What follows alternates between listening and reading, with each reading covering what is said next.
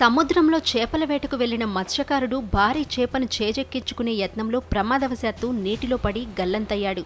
అనకాపల్లి జిల్లా అచ్యుతాపురం మండలం పూడిమడకలో జరిగింది ఘటన.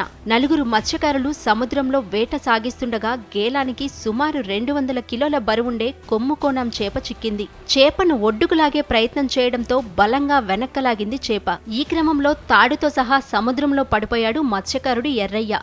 ఎర్రయ్యను కొమ్ముకోణం చేప సముద్రంలోకి లాక్కెళ్లింది. వెంటనే అప్రమత్తమైన మిగతా 3 మత్స్యకారులు ఒడ్డుకు చేరుకున్నారు. స్థానికుల సమాచారంతో అక్కడికి చేరుకున్న పోలీసులు అధికారులు ఎర్రయ్య కోసం గాలిస్తున్నారు. బుధవారం తెల్లవారుజామున 2 గంటలకు నలుగురు మత్స్యకారులు సముద్రంలో వేటకు వెళ్లారు. సముద్రంలో 25 నాటికల్ మైళ్ల దూరం వెళ్లి వేట సాగిస్తున్నప్పుడు పెద్ద కొమ్ముకోణం చేప వలకు చిక్కింది.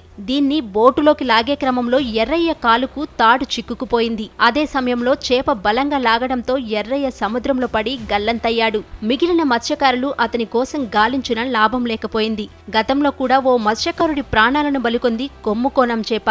2022 ఫిబ్రవరి 3న వలలో పడ్డ కొమ్ముకోణం చేపలను బోటులోకి లాగుతుండగా జోగన్న అనే మత్స్యకారుడి పొట్టలో దాని కొమ్ము గుచ్చుకోవడంతో తీవ్ర రక్తస్రావమై అతడు చనిపోయాడు. ఈ కొమ్ముకోణం చేపలు ఇంత ప్రమాదకరమైనవి అని తెలిసినా వాటిని మత్స్యకారులు మాత్రం వేటాడడం ఆపడం లేదు.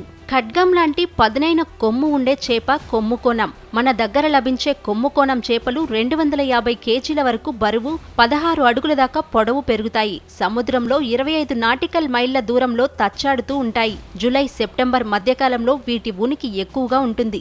వీటినే మార్లిన్ ఫిష్ అని కూడా అంటారు. కొమ్ముకోణం చేపలకు విదేశాల్లో విపరీతమైన డిమాండ్ ఉంటుంది. అందుకే ప్రాణాలకు తెగించి కొమ్ముకోణం చేపలను వేటాడుతారు మత్స్యకారులు.